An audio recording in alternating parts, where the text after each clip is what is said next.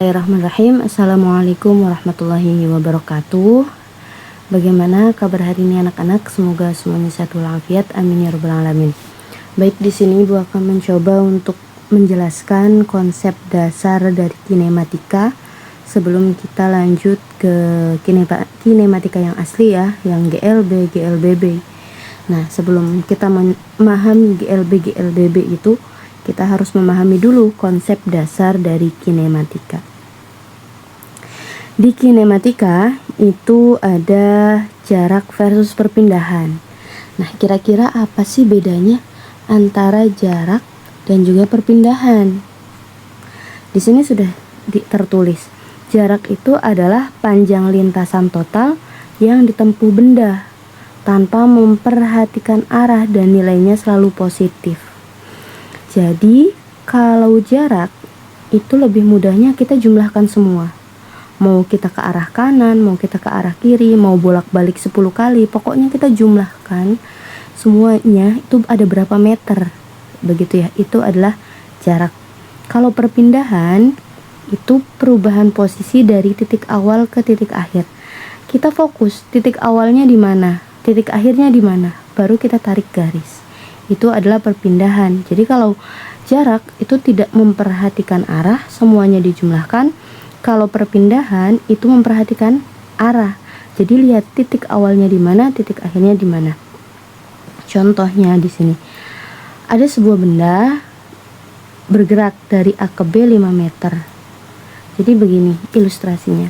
Ini ada titik A, ini ada titik B. Nah, bendanya itu atau seseorangnya itu bergerak dari titik A ke titik B. Katanya itu 5 meter. Begitu ya, 5 meter.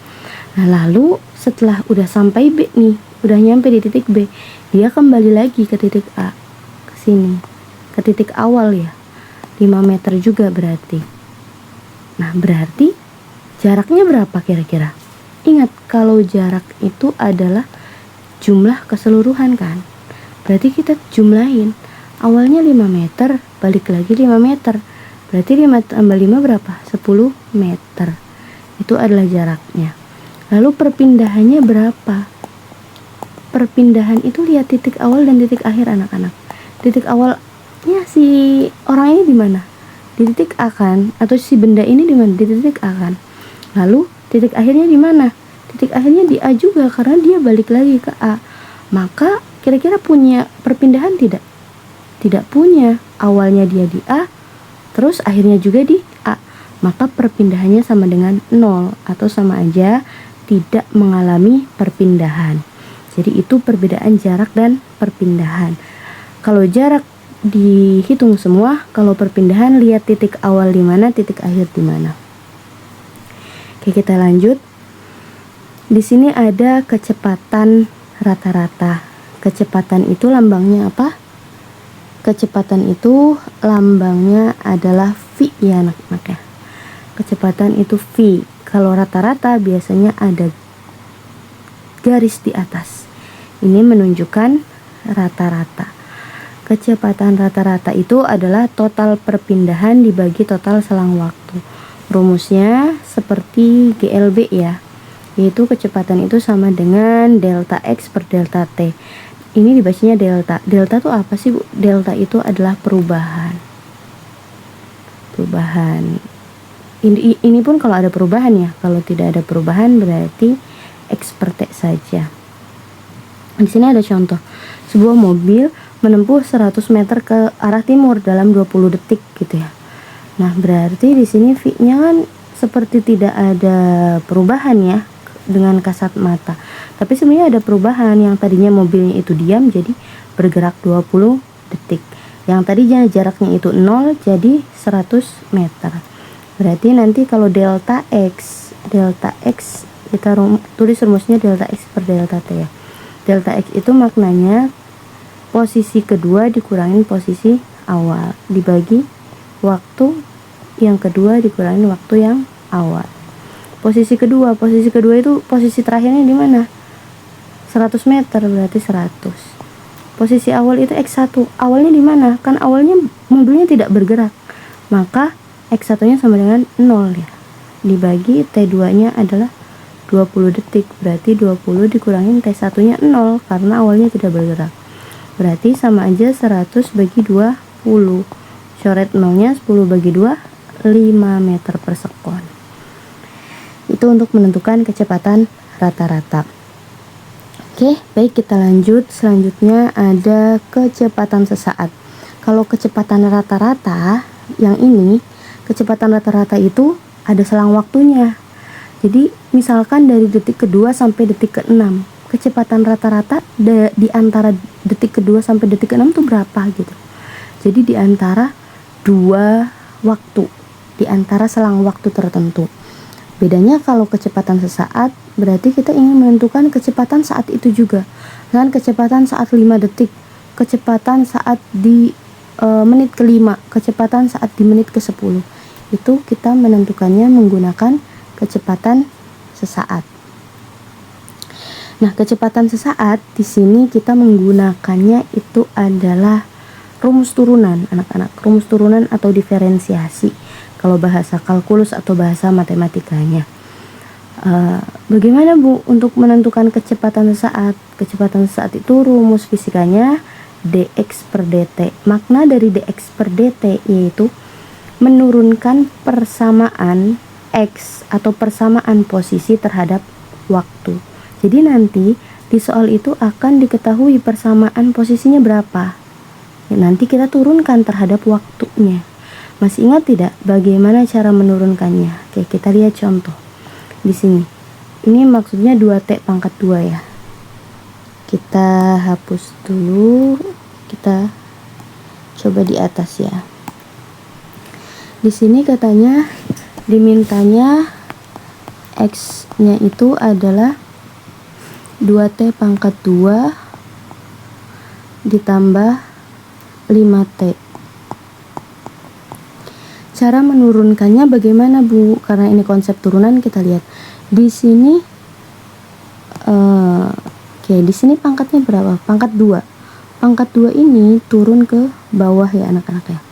Jadi berapa? 2 ini dari pangkatnya dikali 2 yang udah di bawah. T-nya jadi pangkat 1. Kenapa pangkat 1? Karena tadinya kan 2-nya udah turun ke bawah ya. Berarti pangkat 2 ini harus dikurangin 1. Jadi 2 kurangin 1 adalah 1.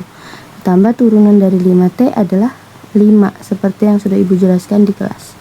2 kali 2, 4T ditambah 5. Ini adalah hasil turunannya. Begitu. Atau Ibu bikin lagi. Misalkan ada 3T pangkat 4 ditambah 2. Turunkan. Coba bagaimana cara menurunkannya? 4-nya ke depan. Berarti 4 dikali 3 ya. T-nya jadi pangkat berapa? Berarti tinggal dikurangin 1 aja. 4 kurangin 1 berarti pangkat 3. Nah, ditambah turunan 2. Turunan 2 itu berapa? 0. Loh Bu, kok 0? Kan ingat, kita itu menurunkan terhadap waktu. Karena 2 ini nggak punya T, maka nggak bisa diturunkan. Maka hasil penurunannya 0. Berarti 0 aja. Berarti 4 kali 3, 12. T pangkat 3. Ini adalah hasilnya. Selalu diingat, turunan 5T berarti 5. Turunan 5 berarti 0. Atau turunan 6T berarti 6, turunan 6 berarti 0. Oke, paham ya? Oke, lanjut. Ini adalah kecepatan sesaat.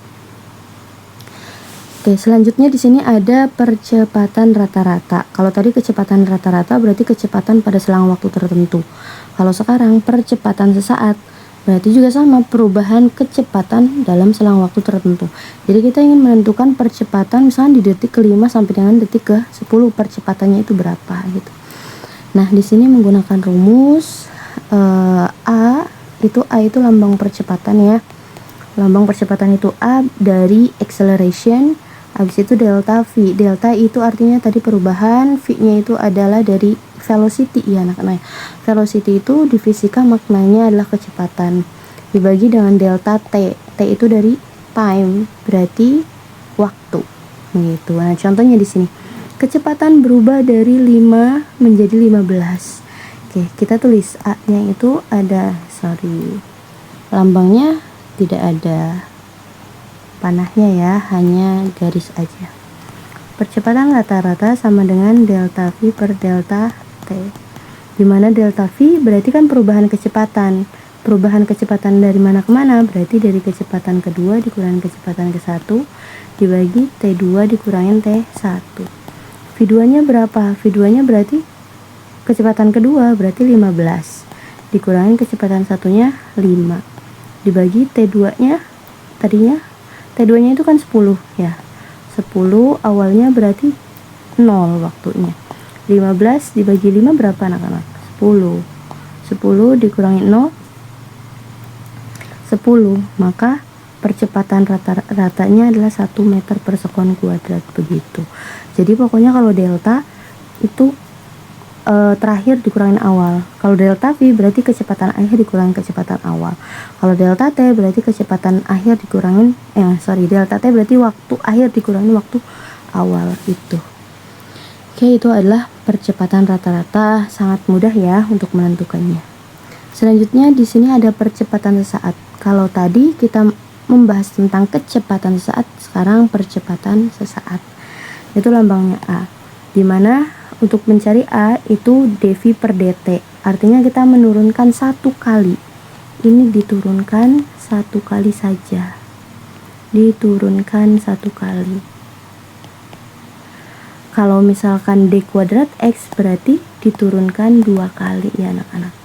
Jadi persamaannya nanti diturunkan 2 kali. Kalau misalkan yang diketahuinya persamaan posisi yang ditanyakannya A. Nanti ibu bahas di ringkasan konsep ya untuk lebih jelasnya. Di sini contoh, jika persamaan Vt-nya itu 4T plus 5, maka percepatannya berapa? A-nya berapa gitu kan? Nah, kita bahas di atas. Di sini ada Vt-nya itu adalah 4T plus 5.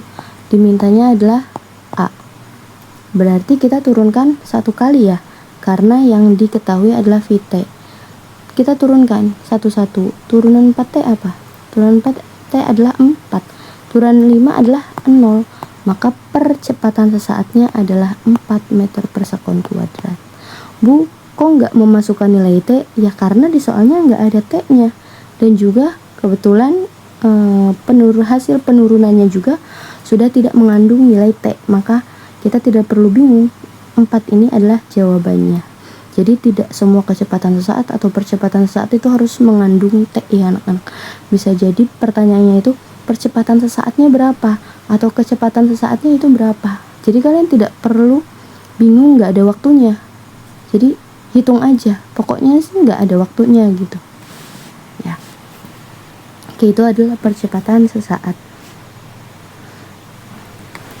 Oke, sebelum kita ke soal analisis kecepatan, kita ke ringkasan konsep dulu ya anak-anak. Oke, kalau ibu suka meringkasnya seperti ini. Kita mengenal ada X, ada V, ada A. X itu apa sih? X itu adalah posisi atau jarak. V itu apa? V itu adalah kecepatan. Lalu ada A. A itu apa sih? A itu adalah percepatan. Jadi kalian cukup apa? Cukup menghafalkan urutannya. Urutannya itu adalah X, V, A. Oke. Bagaimana cara penerapannya, Bu? Penerapannya seperti ini. Misalkan untuk kecepatan atau percepatan sesaat dulu ya.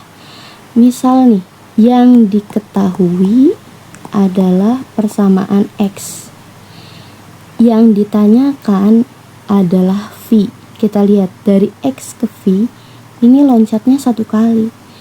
Maka diturunkannya cukup 1 kali. Diturunkan 1 kali. Jadi kalian nggak perlu menghafal, oh kalau V itu dx per dt, nggak perlu. Kalian udah langsung aja turunkan 1 kali. Kalau ada diminta T-nya, berarti kalian tinggal masukin T-nya. Kalau nggak ada T-nya ya berarti cukup sampai situ saja, begitu. Atau kalau misalkan Yang kedua, misal yang diketahui adalah X, yang ditanya adalah nilai percepatan atau A. Kita lihat dari X ke A, ini X nih ya, ini X ke A 1, 2 kali, berarti kalian harus menurunkan 2 kali. Diturunkannya berapa kali? 2 kali. Kalau udah 1 kali diturunkan lagi. Contohnya misalnya Ibu punya persamaan X. Persamaan X-nya itu 2T pangkat 3 ditambah 6T gitu ya.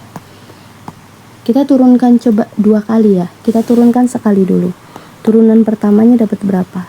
3-nya ke depan kan, berarti 3 dikali 2, T-nya jadi pangkat berapa? T-nya jadi pangkat 2 ditambah turunan dari 6T berarti 6. 3 kali 2, 6T pangkat 2 ditambah 6. Ini adalah hasil turunan pertama. Kalau diturunkan 2 kali, berarti diturunkan sekali lagi. Kita turunan kedua. Berarti dari hasil ini nih, hasil turunan pertama tuh diturunkan lagi sekali lagi. Berarti 2-nya turun, 2 dikali 6, T-nya jadi pangkat 1 ya, ditambah 6. 2 kali 6, 12T. Turunan 6 kosong ya, 0. Berarti hasil dari turunan 2 adalah 12T-nya saja. Begitu cara menurunkan 2 kali. Paham ya? Ibu hapus lagi ini. Jadi kalau misalkan yang diketahui itu persamaan X, lalu yang ditanyakan A, maka diturunkan 2 kali. Lalu Bu, kalau misalkan yang diketahuinya itu adalah X, yang ditanyanya juga X, atau yang diketahuinya itu posisi, yang ditanya posisi juga, gimana? Tidak perlu diturunkan anak-anak. Tidak perlu diturunkan. Kenapa tidak perlu diturunkan? Ya karena dua-duanya sama. Yang diketahui X, yang ditanya X. Begitu pula kalau yang diketahui V, yang ditanya V. Maka langsung aja. Langsung apa? Langsung masukkan nilai T. Langsung masukkan nilai T-nya berapa. Misal nih, ada persamaan X itu 2T ditambah 5. Tentukanlah posisi. Posisi apa? Posisi saat T-nya itu sama dengan 2 sekon. Nah, tidak perlu diturunkan, kita langsung aja masukkan nilai T-nya. Berarti 2 dikali T-nya 2 sekon. Kita masukkan 2 tambah 5. 2 kali 2, 4 tambah 5 sama dengan 9.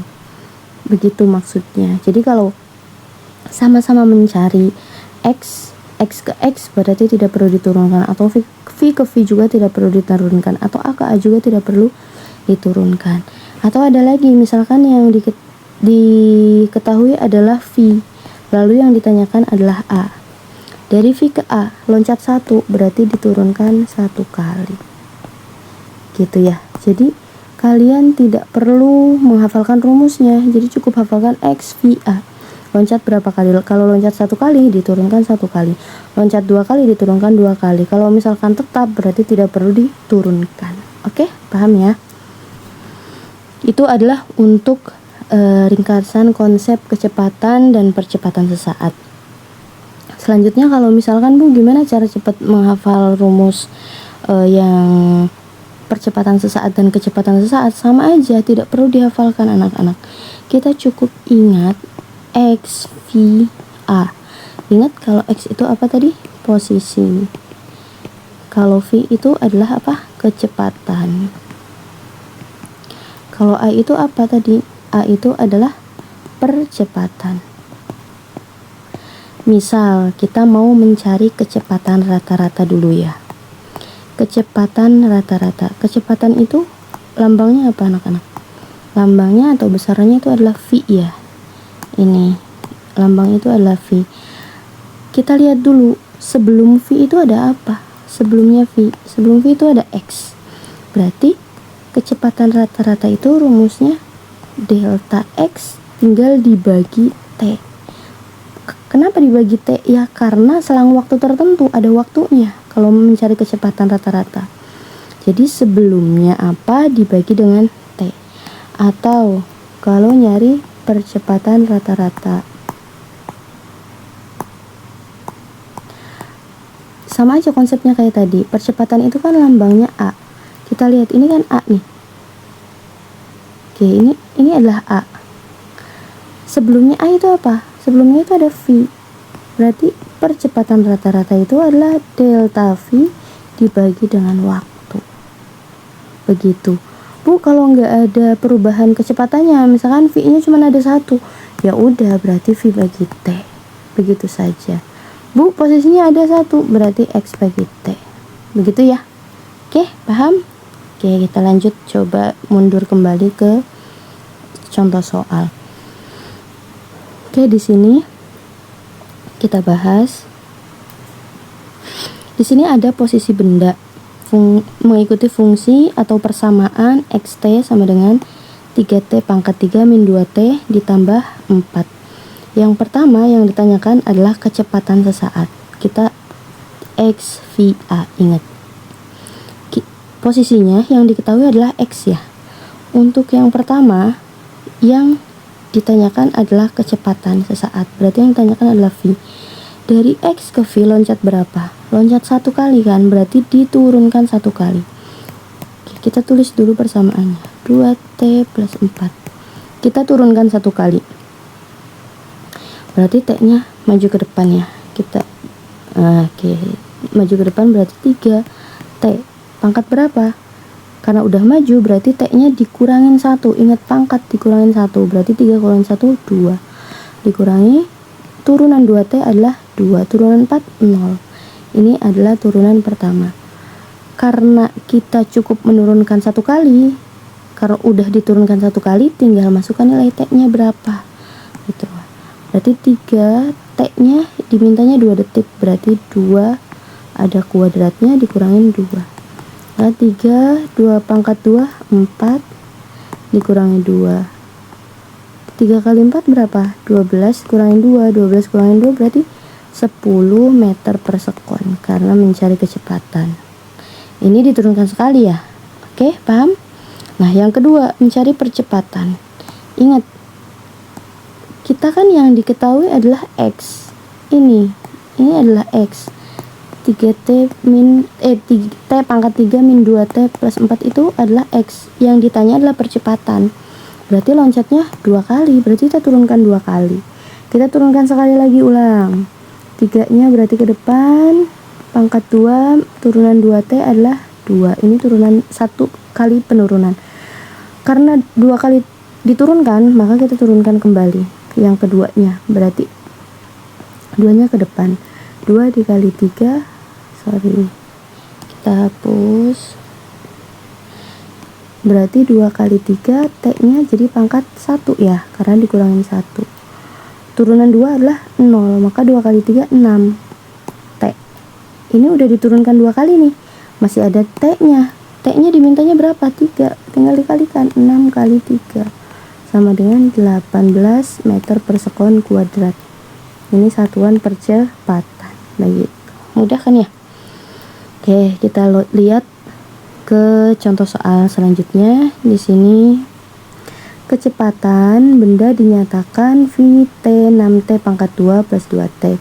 Percepatan sesaat pada 3 detik berapa? Oke, kita ingat lagi. X, V, A. Yang diketahui adalah V ya. Yang ditanyakan adalah percepatan. Percepatan itu A. Loncat berapa kali? 1 kali, berarti kita turunkan 1 kali. 6t pangkat 2 plus 2t, kita turunkan sekali. 2-nya ke depan ya. Berarti 2 dikali 6, t-nya jadi pangkat 1 karena dikurangin 1 pangkatnya. Tambah turunan 2t adalah 2. Kita lanjutkan 2 kali 6, 12t ditambah 2. Ini hasil turunannya. Berarti tinggal masukkan. Mintanya berapa detik? 3 detik. Maka t ini diganti dengan 3.